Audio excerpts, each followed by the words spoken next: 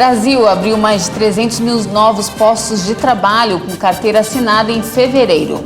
Enquanto a Ucrânia propõe adotar neutralidade, Rússia fala em reduzir ataques a Kiev. E você vai ver também. Mercenários teriam se infiltrado em grupo de voluntários brasileiros para entrar na Ucrânia. Candidata à vacina contra a dengue gerou resposta imune em mais de 90% dos voluntários. Anvisa recomenda ao governo federal uma revisão nas restrições para viajantes. Ministro da Infraestrutura, Tarcísio de Freitas, vai deixar o cargo para disputar o governo paulista. Essas e outras notícias você confere a partir de agora.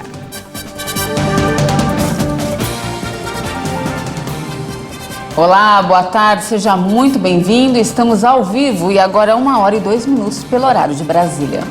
E vamos juntos dar uma olhada nos destaques desta terça-feira no Brasil e no mundo.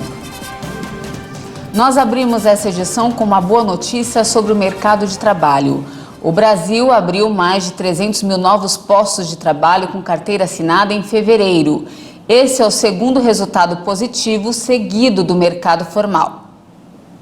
Cadastro Geral de Empregados e Desempregados do Ministério do Trabalho, foram feitas em fevereiro mais de 2 milhões de contratações e quase 1.700.000 demissões no mercado formal. Com isso, o Brasil gerou mais de 328 mil postos de trabalho com carteira assinada. Este foi o segundo resultado positivo seguido no mercado formal. Em fevereiro, os dados apontaram para saldo positivo no nível de contratações em todos os 5 setores econômicos, com destaque para os serviços, que abriram mais de 215 mil postos formais, o equivalente a quase 2/3 de todas as contratações. O saldo positivo do segmento foi distribuído principalmente nas atividades que envolvem administração pública, defesa e seguridade social, educação, saúde humana e serviços sociais. Também fecharam fevereiro com mais contratações a indústria geral, a construção, a agropecuária e o comércio. Com um saldo positivo de contratações, o Brasil agora soma mais de 41 milhões de vínculos ativos, uma alta de 6,69% em relação a fevereiro do ano passado.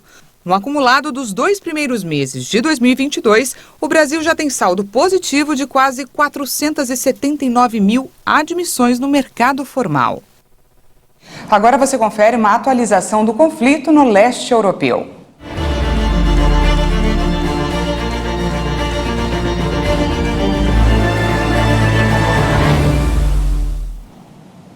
A rodada de conversa entre a Rússia e a Ucrânia em Istambul, na Turquia, terminou sem um acordo fechado, mas com avanços. O ministro da Defesa da Rússia confirmou a informação divulgada por negociadores de que as atividades militares vão ser reduzidas perto de Kiev e uma possível reunião entre os presidentes Vladimir Putin e Volodymyr Zelensky pode estar perto. A Rússia vai reduzir radicalmente a atividade militar perto de Kiev e Chernihiv, depois de negociações significativas entre as delegações dos dois países em Istambul. O anúncio foi feito nesta terça-feira pelos negociadores russos e confirmado pelo ministro da Defesa. Em geral, as principais missões da primeira etapa da operação foram cumpridas. O potencial de combate das Forças Armadas ucranianas foi significativamente reduzido, o que possibilita que o foco seja voltado para atingir o objetivo principal, a libertação do Donbass. O principal negociador ucraniano afirmou que as conversas registraram avanços suficientes para permitir uma reunião entre os presidentes dos países. Vladimir Putin e Volodymyr Zelensky ainda não se encontraram desde o início do conflito no final de fevereiro. E depois de horas de negociações, representantes ucranianos afirmaram que buscam um acordo internacional para garantir a segurança do país. O tratado incluiria um mecanismo parecido com o artigo 5º da OTAN.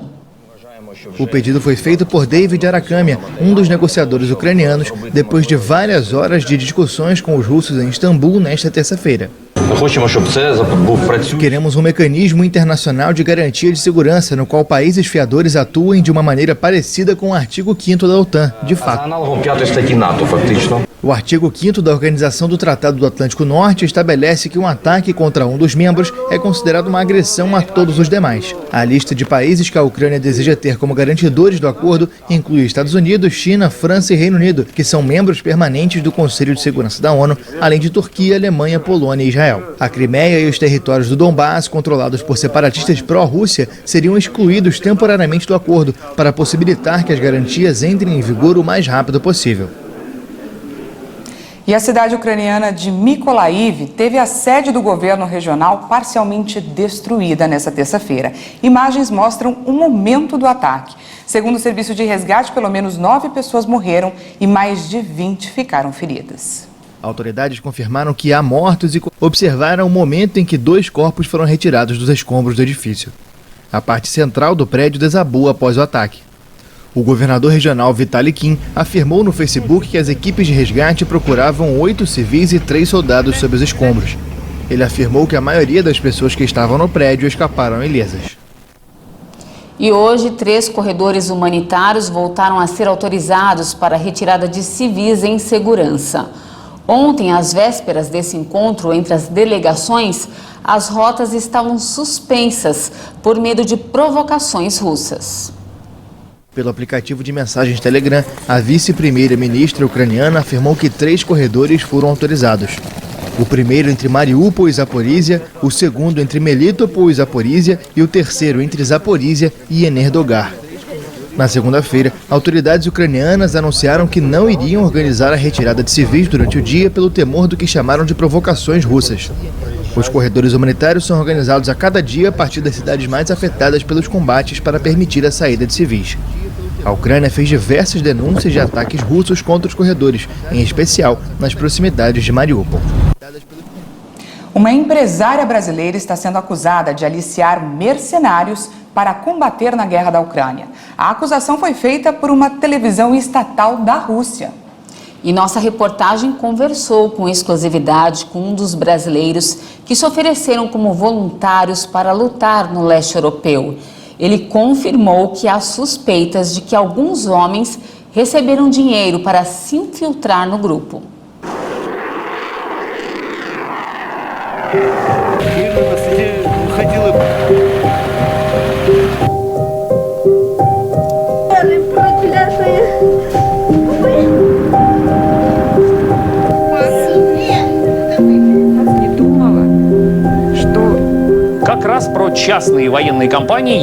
A denúncia foi feita em um programa da TV Rússia 24, que abordou a participação de mercenários na guerra da Ucrânia. A emissora é controlada pelo governo da Rússia. И бегут из Украины те, кто видел, как бьют российские калибры. На Яворовском полигоне тренировалось 1000 иностранных наемников. Где они теперь?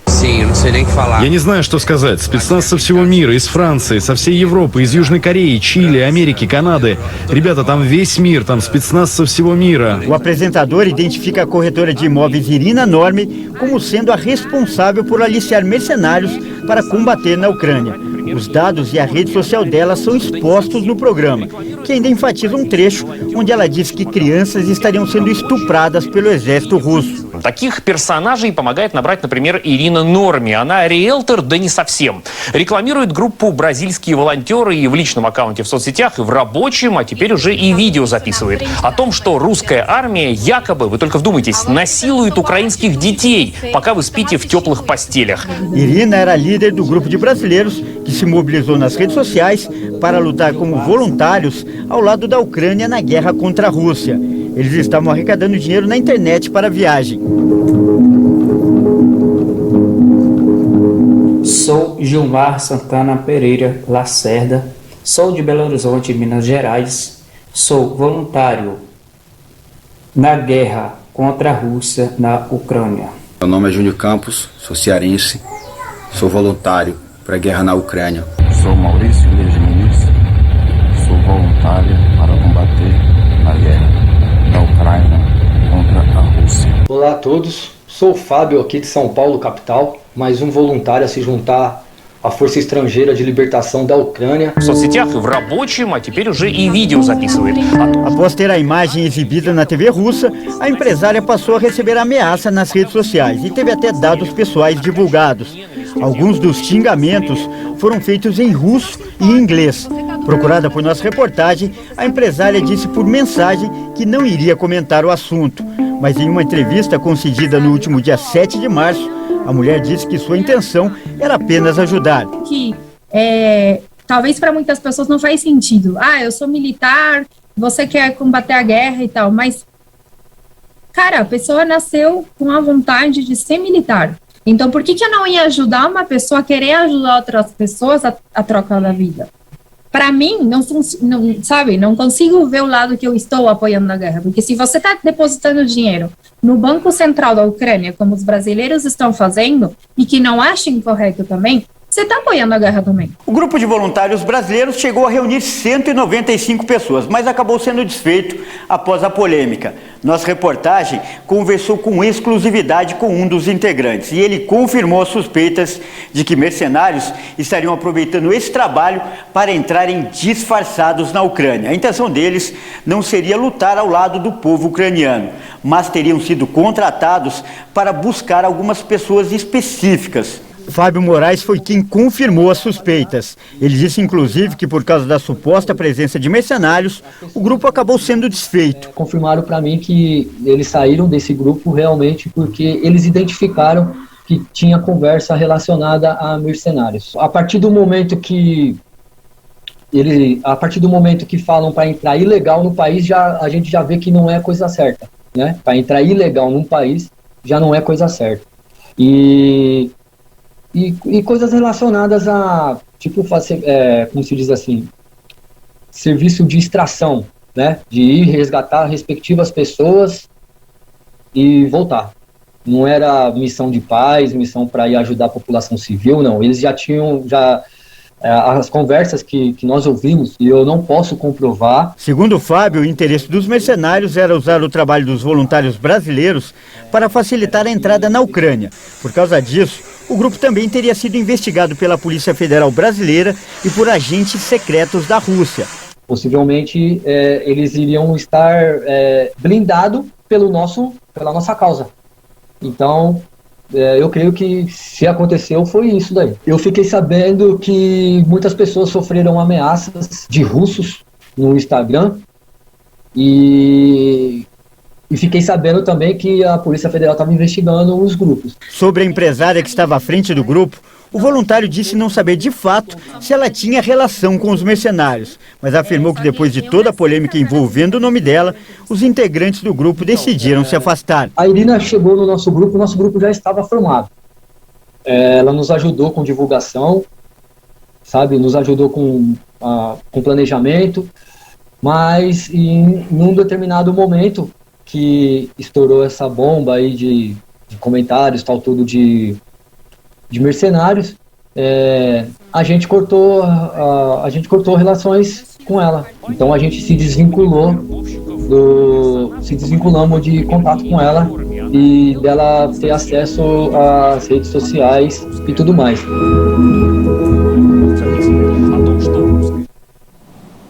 A seguir, a gente traz os números dos vacinados contra a Covid aqui no Brasil. E você confere uma reportagem especial com o ministro da Infraestrutura, Tarcísio de Freitas, que vai deixar o cargo para disputar o governo paulista. Em instantes, nós voltamos já.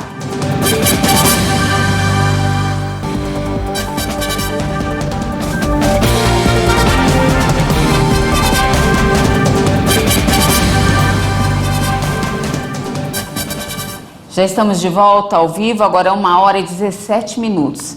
E vamos para um balanço da vacinação aqui no Brasil. O país já aplicou mais de 412.177.000 doses de vacinas contra a Covid. De olho no nosso telão, vamos para o nosso vacinômetro. Segundo o Ministério da Saúde e as secretarias estaduais de saúde, mais de 175.755.000 brasileiros tomaram a primeira dose, o que representa 82,39% da população. Enquanto mais de 160 milhões de brasileiros tomaram a segunda dose, o que representa aí 75% da população. E a dose de reforço já foi aplicada em mais de 76.412.000 pessoas, o que representa 35,82% dos brasileiros.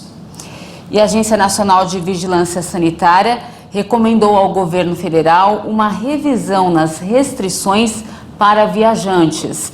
A Anvisa sugeriu que o cenário epidemiológico seja avaliado e que as alterações sejam implementadas a partir de 1º de maio. A Anvisa recomendou ao governo federal a revisão nas regras para a entrada de viajantes no Brasil, seja por via aérea, terrestre ou hidroviária. Em nota técnica, foram atualizadas as recomendações da agência impostas aos viajantes para o enfrentamento da pandemia de Covid-19. A agência reguladora propôs a suspensão da apresentação da declaração de saúde do viajante para os turistas que chegam por via aérea. Outra orientação atualizada é a que indica o fim da exigência de teste de detecção da Covid para pessoas já vacinadas. Também foi recomendada a suspensão da medida de quarentena para viajantes não vacinados ao ingressarem no país. Outra mudança proposta é a reabertura da fronteira internacional aquaviária para passageiros vacinados ou com teste negativo para o coronavírus. De acordo com a nota, deve ser mantida a comprovação de vacinação completa para todos que pretendam ingressar no território nacional. Os viajantes não vacinados ou que não estejam completamente vacinados podem apresentar o resultado negativo para a Covid em teste realizado em até um dia antes do embarque ou desembarque no Brasil. Estudo aponta que a candidata à vacina contra a dengue do Instituto Butantan gerou resposta imune em mais de 90% dos voluntários. O Instituto Butantan divulgou os resultados promissores de uma vacina contra a dengue, que vem sendo desenvolvida em parceria com o Instituto Nacional de Alergia e Doenças Infecciosas dos Estados Unidos. Os estudos mostraram que a vacina induziu a geração de anticorpos em 100% dos indivíduos que já tiveram contato com a dengue e em mais de 92% daqueles que nunca haviam tido contato com o vírus. Os achados referentes à fase 1 do ensaio clínico, realizada nos Estados Unidos, foram publicados em um periódico científico. Já a segunda etapa da pesquisa mostrou que a vacina induz a formação de anticorpos em mais de 70% dos indivíduos contra os 4 subtipos do vírus da dengue, com apenas uma dose. Os resultados dessa fase foram publicados na revista Lancet Infectious Diseases. A análise contou com a participação de 200 adultos que receberam 2 doses do imunizante ou placebo. Nessa fase, foi avaliada a capacidade da segunda dose de aumentar os anticorpos. A dose adicional não induziu diferenças significativas, confirmando que uma única dose da candidata à vacina é suficiente para produzir resposta imunológica contra a doença. A vacina também se mostrou segura e sem efeitos adversos graves. Agora, os especialistas conduzem os estudos clínicos de fase 3. Para encerrar, o ministro da Infraestrutura, Tarcísio de Freitas, deve deixar o cargo para disputar o governo paulista. Confira a entrevista exclusiva da RIT. Ministro, primeiramente, muito obrigado por aceitar a entrevista, o nosso convite aqui na RIT. Eu que agradeço, Alexandre, é uma honra estar aqui. Temos um problema de desigualdade social muito grande no Estado. Perceba bem, homens do campo com renda mensal de até 2 salários mínimos e milhões de paulistas que receberam auxílio emergencial. São dados que espantam, são bem divergentes em relação a um estado tão rico. Exatamente. Se a gente pensar que São Paulo hoje tem 31% do PIB do Brasil e, ao mesmo tempo, dos 188 mil agricultores de São Paulo, 40% ganham até 2 salários mínimos, 70% até 10%. E quando a gente pensa que nós temos 2 milhões e 200 mil famílias beneficiárias de Auxílio Brasil, a gente percebe que mesmo o Estado tendo toda essa estrutura e toda essa pujança, ainda é um Estado desigual. Nós temos um déficit habitacional na casa dos 3,5 milhões de moradias e um problema de moradores de rua que vem se agravando a cada dia. Então, é necessário desenvolver políticas públicas para combater essa questão da desigualdade, misturar a política habitacional com política de acolhimento, mudar um pouco o conceito, né, de assistência social para desenvolvimento social, para que a gente possa construir pontos para oportunidade. A oportunidade muitas vezes está ali, mas se a gente não tornar as pessoas aptas a aproveitar a oportunidade, ela não consegue se desenvolver. Como pré-candidato ao governo de São Paulo, quais os pontos positivos e os negativos que o senhor vê aqui? Primeiro, São Paulo tem um potencial enorme e a gente tem que aproveitar as oportunidades que estão sendo geradas. O mundo passou agora por uma pandemia e está vivendo uma guerra entre Ucrânia e Rússia. Indústrias do mundo inteiro estão saindo dos seus países e procurando novos endereços. No passado, o Brasil ficou fora das cadeias de produção global e uma janela de oportunidade está se abrindo. Se nós conseguirmos enxergar isso e adequar o Estado para receber, para capturar essa oportunidade, isso do ponto de vista tributário, do ponto de vista de desenvolvimento profissional, do ponto de vista de segurança pública, a gente vai conseguir gerar muito emprego. E o desafio agora, pós-Covid, é o desafio do emprego. Nós temos que proporcionar emprego para as pessoas. O emprego vai vir desenvolvendo a indústria, o emprego vai vir, por exemplo, com investimento em infraestrutura, ou seja, nós precisamos gerar oportunidade. Então a gente está diante de um grande espaço para crescimento e para desenvolvimento social. O Brasil, apesar dos problemas, inclusive crises mundiais, temos aí a guerra, infelizmente, da Rússia com a Ucrânia, que interfere, mas o Brasil vai crescer, ministro? Eu não tenho dúvida. Quando se falava que o Brasil estava preso a uma armadilha de baixo crescimento, se falava que a gente não tinha uma reforma da Previdência, uma reforma trabalhista, a gente não tinha saneamento básico, não tinha investimento em infraestrutura, tinha pouco crédito, o spread bancário era alto, faltava investimento em educação.